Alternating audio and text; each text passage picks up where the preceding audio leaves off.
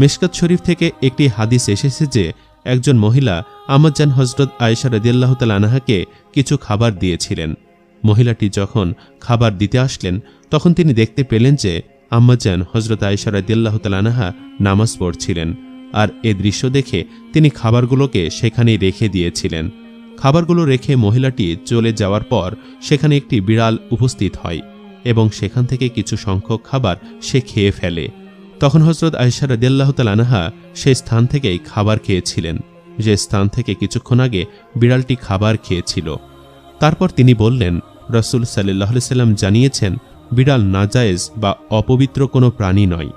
আম্মাজান হযরত আয়েশা রাদিয়াল্লাহু তাআলা আনহা আরও এক জায়গায় বর্ণনা করেছেন, আমি রাসূল সাল্লাল্লাহু আলাইহি সাল্লামকে বিড়ালের খাওয়া অবশিষ্ট পানি দিয়ে ওযু করতে দেখেছি।